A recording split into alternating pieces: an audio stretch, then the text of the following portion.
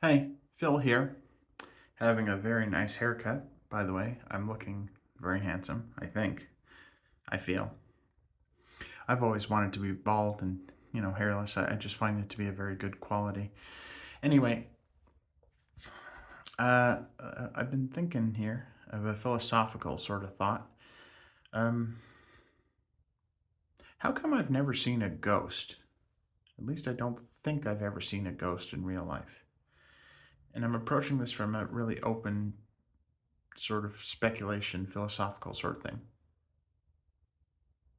Now, Occam's razor would suggest that the theory with the least amount of assumptions is the most probable theory, or, at least a more likely starting point and such, which would default to the very simple sort of theory that maybe there really is no such thing as ghosts. Maybe. Alternatively, maybe something is preventing me from seeing them. Something psychological with myself. Maybe, alternatively, some force is preventing it, like like divine intervention, divine protection, or maybe some totem thing. Maybe uh, stone gargoyles really do repulse evil spirits and such, and maybe just having a little decorative thingy like that really is a good totem to work with. Maybe that's maybe there's some truth to that. Or like, I don't know. It just well, I'm kind of dismissive of all those theories. And another theory I've been really thinking about, of all the people born in the world and all the people who died, not a single one of them throughout all of human history has any issue with me. Nobody really has anything negative to say about me, and no one has any grievances or anything. So, well,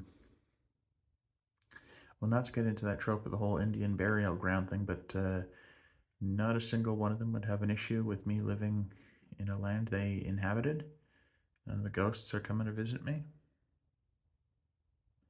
And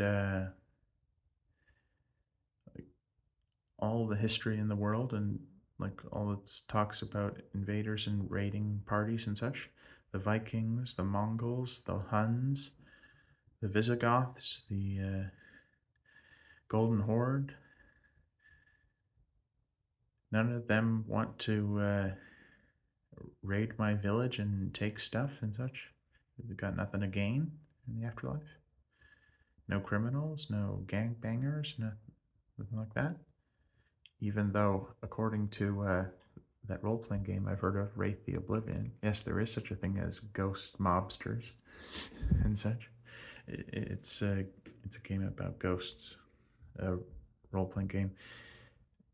Supposedly, it's really elaborate, the lore, for someone I've heard.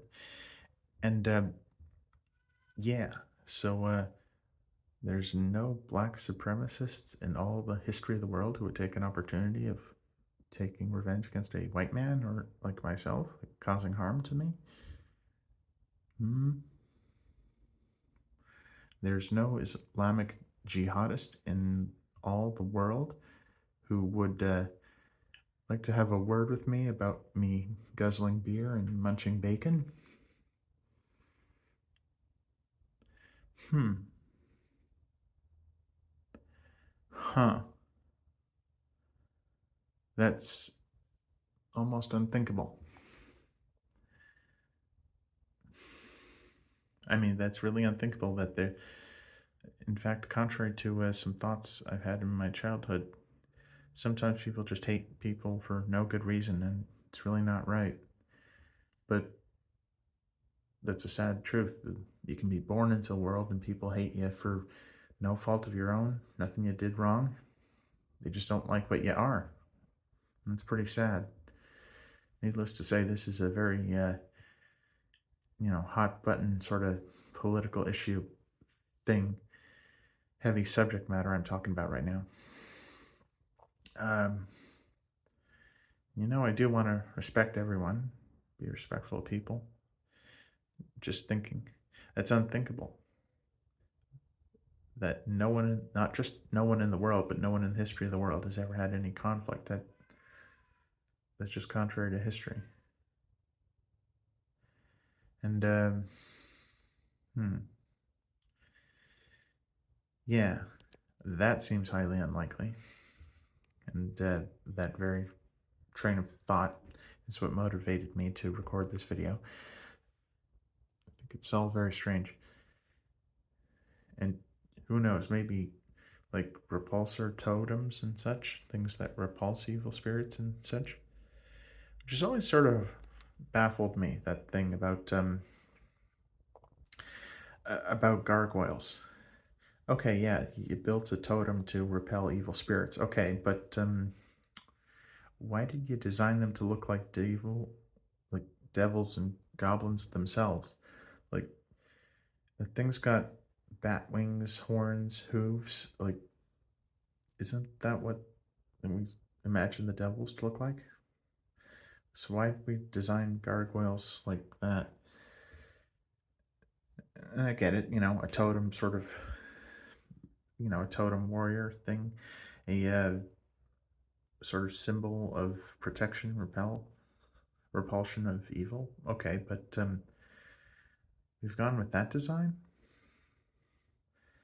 Well, who am I to argue with history? I suppose. Hmm. Hmm. And another philosophical thought I've had, another thought that's been bugging me for a long time. Charlie and the Chocolate Factory. Willy Wonka, the eccentric candy industrialist. He runs his factory with candy, and he's got all these wild and crazy ideas about how to make fun and new sort of candy to eat and such, and staffed by Oompa Loompas. And, that whole thing.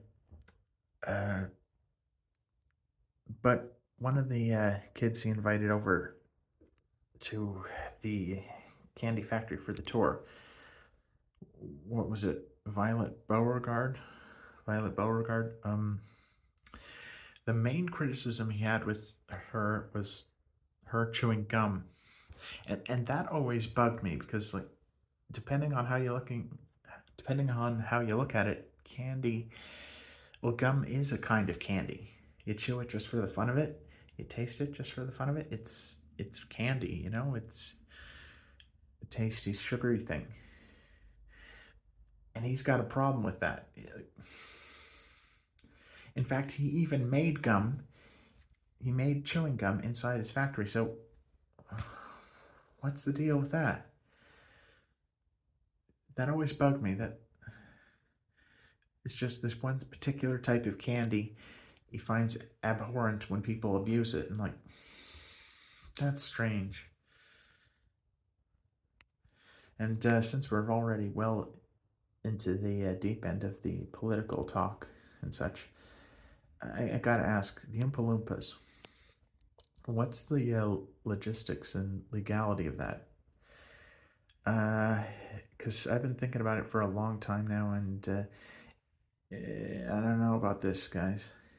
So, Loompa Land, their homeland, is not recognized officially by any government of any country because no one even knows it exists. No one recognizes it and such, and therefore that means there can't possibly be any legal paperwork regarding the immigration and such of the Oompa Loompas.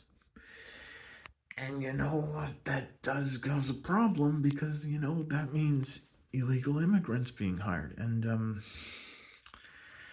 they very much are being exploited because he's literally paying them candy, not money. And yeah, not legal, not ethical, like pretty close to old timey labor exploitation you hear about at the turn of the century, the old one, like the type, people with long coats and